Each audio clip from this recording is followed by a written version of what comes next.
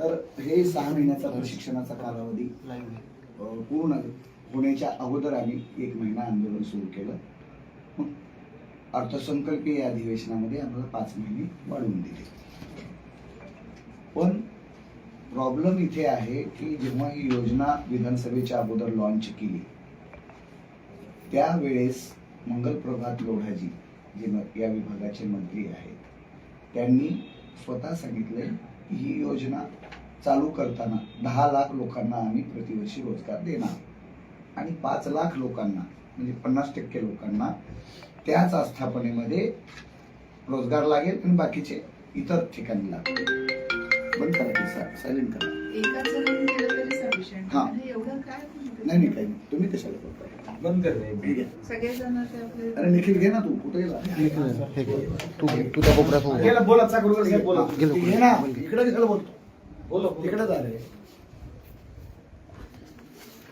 Facebook live हा 2च आहे.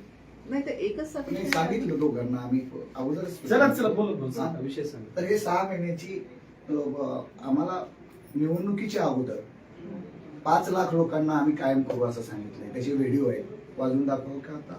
नाही काही गरज नाही, आपण सांगतो. माननीय मुख्यमंत्री एकनाथराव शिंदे साहेब मुख्यमंत्री असताना त्यांचे पण व्हिडिओ, एक व्हिडिओ नाही 3 व्हिडिओ आहेत वेगवेगळे. विधानसभेच्या निवडणुकीमध्ये अशा प्रकारची योजना करणारं देशातलं पहिलं राज्य आहे असं सांगतात.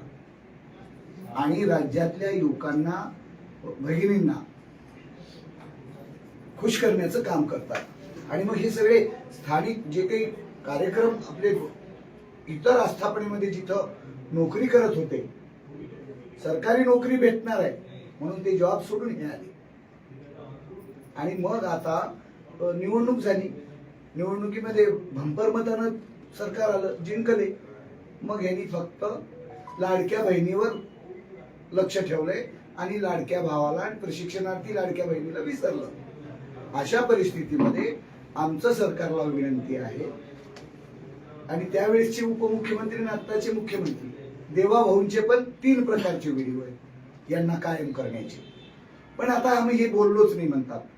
तर हे सगळे व्हिडिओ आहेत. आमची विनंती आपल्या माध्यमातून मुख्यमंत्र्याचे माननीय सचिव म्हणून तुमची विनंती आहे, हात जोडून प्रार्थना आहे. आमचं 18 आंदोलनं झालेत वेगवेगळी, पण आम्ही 18 आंदोलनामध्ये शांततेला कधीच गालबोट लागू दिलं नाही. अत्यंत शांततेत केलेलं आहे, कारण त्या लेकरांच्या भविष्याचा प्रश्न आहे. म्हणून आम्ही आक्रमक झालोच नाही. आक्रमक कसे झालो? घोषणा देण्यामध्ये एवढं जाग्यावर. पण कायदा हातात घेतला नाही, धुंडा घेतला नाही, कुणाला ओरकाडला काहीच नाही. शासकीय संपत्तीचं नुकसान.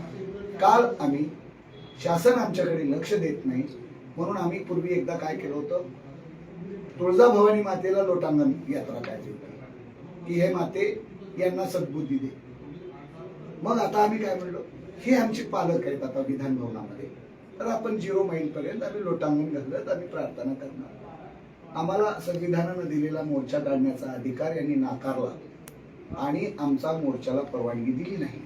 दुपारी 1 वाजेपर्यंत म्हणले आम्ही तुम्हाला देतोय आणि आपल्या त्या धंतोली पोलीस स्टेशनच्या ज्या PI आहेत मिर्झापुरे मॅडम यांनी नळावरचं जसं भांडण महिला करतात तशा पद्धतीचं वर्तन आमच्याशी केलं आणि त्यांनी व्यवस्थित हे आंदोलन हाताळलं नाही.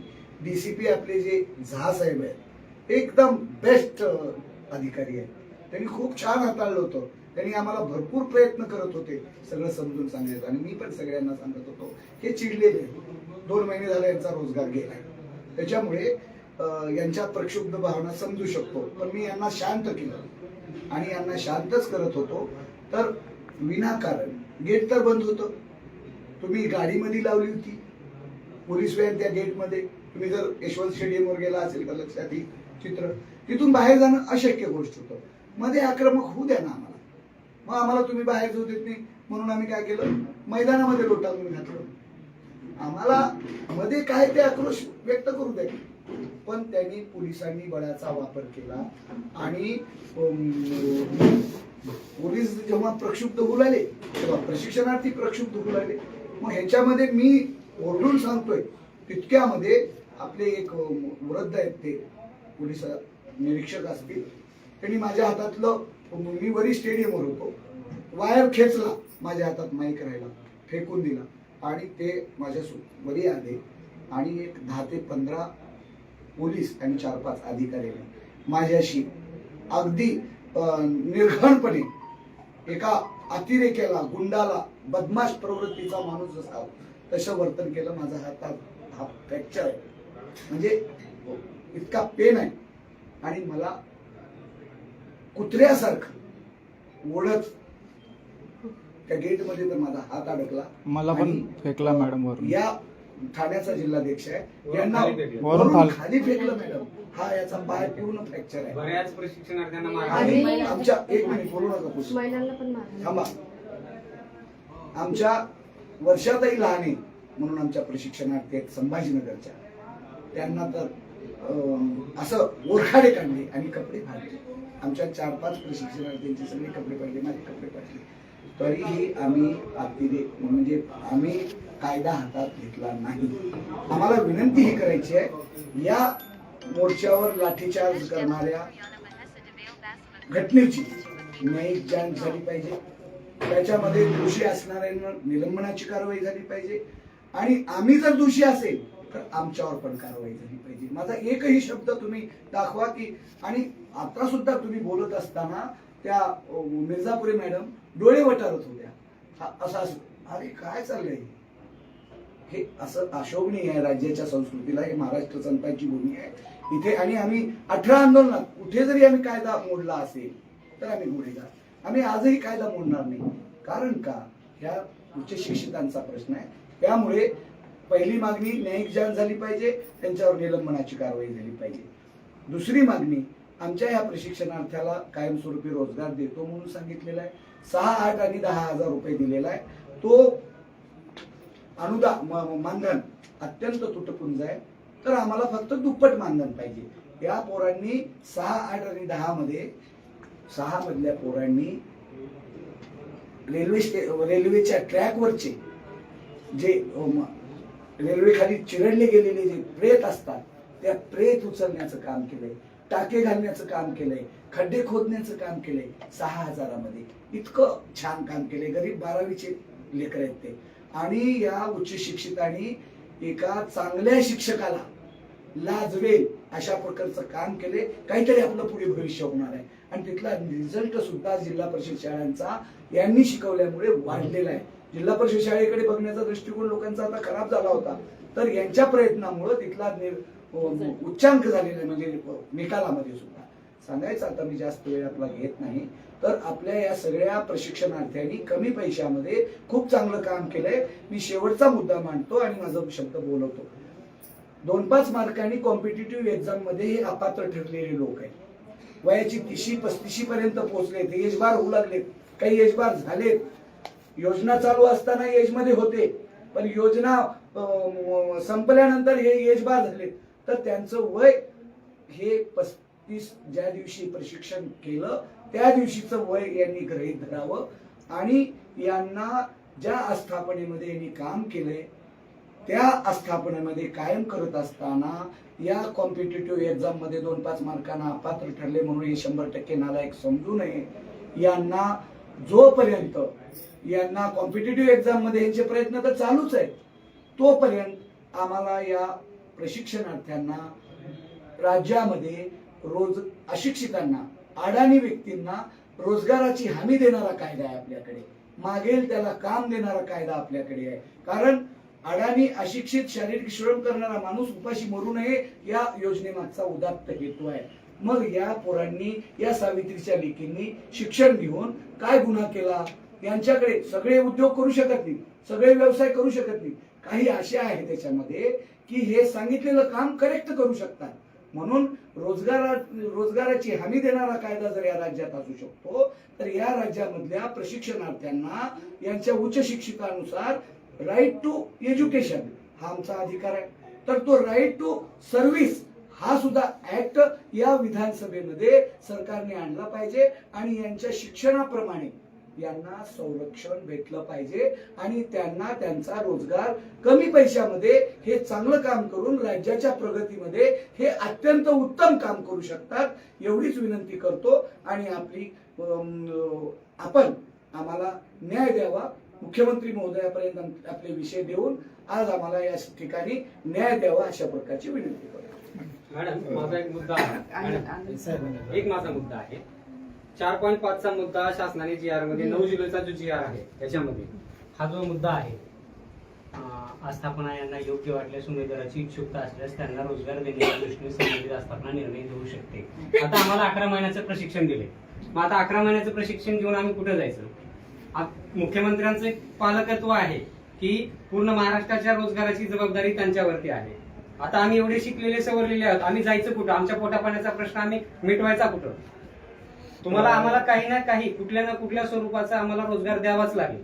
ठीक आहे. आपण जे बोलत आहे ते त्यांच्या याच्यामध्ये येऊन गेलं. मॅडम माझा एज 35 आहे. शब्दात जरा प्रशिक्षणार्थीच्या प्रतिक्रिया ऐकून. मॅडम माझा एज 35 आहे. मी कुठे चांगला नोकरीला पण होतो आणि मेकॅनिकल इंजिनिअरिंग करत होतो. ही योजना मॅडम ही योजना आली तर मी सर्व सोडून त्या योजनेमध्ये मी पूर्ण 11 महिने प्रशिक्षण घेतला. आता जर 11 महिन्यानंतर हे प्रशिक्षण घेतलं आम्हाला वाटलं शासनाने चांगली योजना काढल्या, आमचं फ्युचर इथे आहे मॅडम, तर कशाला ते सर्व करून सोडून सर्व माझं 1 वर्ष वाया गेलेलं आहे. तर पुढे जर सरकार आमची कोणती भूमिका नाही गेली तर माझा करिअर मॅडम बर्बाद झालेला आहे. 35 एज पार झाली, माझं 36 लागू झालं आहे. जे काही मी कोर्स केलेले तर पूर्ण माझे फीस पण वाया गेले आणि जिथे मी चांगल्या नोकरीला होतो तिथे पण मला कुठे घरचा ना घाटचा मॅडम असं झालं. आमची भावना एकदम दुखलेली आहेत. इंजिनिअरिंगच्या कुठलं वर्ष केलं? फर्स्ट मॅडम फक्त फिलच केलेला फॉर्म, म्हणजे सर्व हे केलेला. माझा ऍक्च्युली ऍडमिशन करून फीस माझा पूर्ण प्रोसेस भरलेला, पण फीस पूर्ण भरून आणि मी जॉबला सुद्धा होतो मॅडम. आता ही जॉबला म्हणजे इंजिनिअरिंग करण्याच्या अगोदर कशाच्या बेसिसवर? साईड बाय साईडला जॉबला करायचो मी. एक PA होते त्यांच्यासोबत जॉब करायचं, हे पेपर वगैरे आवक जावक वगैरे हे करत होतो. ते पूर्ण जॉब सोडून मॅडम इथे आलोय. पण आमच्या सर्वांची भावना एकच आहे, आमच्या पालकांची, आमच्या वडिलांची.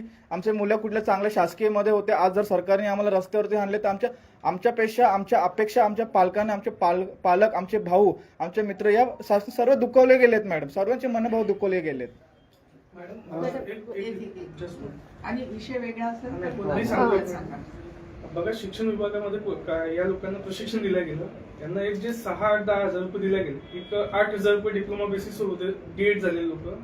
त्या शाळेची जर गुणवत्ता तुम्ही बघितली आज तर जवळपास फर्स्ट रँकच्या शाळा झाल्या. फर्स्ट रँक आमच्या इथे जिल्हा परिषद. कधी नाही ते तिथे इंटेक वाढला यावेळेस. आणि याच्यातून काय होतंय की आता जे 18,106 पदं म्हणजे निर्मित करून त्यांना कॉन्ट्रॅक्ट बेसमध्ये घेण्याचं काम या प्रशासनाच्या माध्यमातून होऊन राहिलं की जे निवृत्त झाले त्यांना परत घ्या, जे निवृत्त झाले त्यांना. मग आता यांनी प्रशिक्षण घेतलंय, त्यांनी शिकवलंच, पण कमी पैशामध्ये हे चांगले विद्यार्थी भेटतात. आणि बेसिक जो पेमेंटचा विषय आहे शासनाच्या मार्फत घेतला जातो की बेसिक कुठेतरी त्यांचं असलं पाहिजे आणि TED हा मायनस झाला पाहिजे, म्हणजे कमी वेतनमध्ये एक चांगलं काम झालं पाहिजे. ह्या लोकांचं आहे त्या गावामध्ये आहे त्या शिक्षण विभागात स्वतः काम करून राहिले, म्हणजे जर TEDचा विषय संपला राहिला यांचा फक्त बेसिक शासन द्यायला तयार. मग यांचं पहिलं प्राधान्य असलं पाहिजे ना. त्याच्यानंतर आता ग्रामपंचायतचा विषय जर घेतला तर ग्रामपंचायतमध्ये एक जो ग्राम अधिकारी असते त्याला कोणीही सहाय्यक नाही. आणि एका ग्राम अधिकाऱ्याच्या इकडे 2-2, 3-3 डिपार्टमेंट म्हणजे गाव असतात. याच्यामुळे काय होतं की गावाचा विकास तिथं थांबलेला, तिथं पुढेच विकास होत नाही. आणि विशेष म्हणजे त्या एका ग्राम अधिकाऱ्यानं 3 गावचा ज्यावेळेस चार्ज सांभाळतो तिथं त्याचा मुद्दे व्यवस्थित मांडले जात नाही. हे एक झालं. आरोग्य विभागात सुद्धा चांगलं काम चालू आहे आपलं, म्हणजे टोटल जेवढे डिपार्टमेंट आहेत ह्या प्रशिक्षणार्थी प्रशिक्षण नाही घेतलं तर काम केलं. आता हा चर्चा नका करू, सगळे मुद्दे आलेले आहेत. आला आहे माझ्या मनात सगळं आलं की आपल्या नाही मॅडम, सगळ्यांना आमच्या तहसीलमध्ये आहे मॅडम. एक शेवटचा. शेवटचा मॅडम, मुद्दा अजून एक आहे. आहे. मी तहसीलमध्ये आहे मॅडम, कार्यरत अकोल्यामध्ये. ते आम्हाला तिथं घेण्यासाठी तयार आहेत मॅडम. त्यांनी तिथं पत्र दिलं अकोल्याला कलेक्टर ऑफिसला की आम्ही यांना घ्यायला तयार आहोत. तिथं आम्ही 7 जण लागलेलो आम्ही एकच लेडीज आहे मॅडम. आज आमची अशी परिस्थिती आहे ना, आम्ही जगू शकत ना मरू शकत. मरायचं तर आमच्या लेकरांना सांभाळणार कोण? आमच्या तहसीलमधले जे SDO साहेब आहेत, तहसीलदार आहेत, ते आम्हाला घ्यायला तयार आहेत, पण तुम्हाला पगार देणार कोण? अशी ते आम्हाला मागणी मॅडम हे करतात. प्रमाणपत्र प्राप्त झालंय. हे 11 महिने तुम्ही प्रशिक्षण ज्या आस्थापनामध्ये घेतलंय, तुम्हाला कुठेहीच या नोकरीचा दावा करता येणार नाही. याच्यामध्ये आमचं म्हणजे असं झालेलं आहे का 11 वर्ष तर आमचं वाया गेलेच, असं स्पष्ट तुम्ही असं पत्र भेटलेलं आहे. सर्टिफिकेट भेटलं मॅडम मला सामानाचे भेटले मॅडम त्या मग हे प्रमाणपत्राचा certificate कुठेच मॅडम, उपयोग नाही. हे सर्टिफिकेट मग ते तहसीललाच का घेत नाही जिथं आम्ही आस्थापनेमध्ये आहोत तुम्हीच आम्हाला घ्या ते सर्टिफिकेट आणि तिथे आम्हाला रुजू करा ना माझं म्हणणं एवढंच आहे मॅडम आपल्या please. आपल्या सगळ्या ते मी बोलते सरांपर्यंत. थांबा आता महत्वाचा विषय आहे. मॅडम काय बस आम्हाला सांगतात? सांगा आमची आता ऐकून घ्या मॅडम. थँक्यू आज काही निवेदन आणलं? निवेदन देणार आहे. खूप आशेने आलो मॅडम निवेदन घ्या. कुठे आहे रे निवेदन? मुलं मॅडम आज आम्ही 8 तारखेपासून मॅडम आम्ही आलेलो आहोत मॅडम घ्या ना सर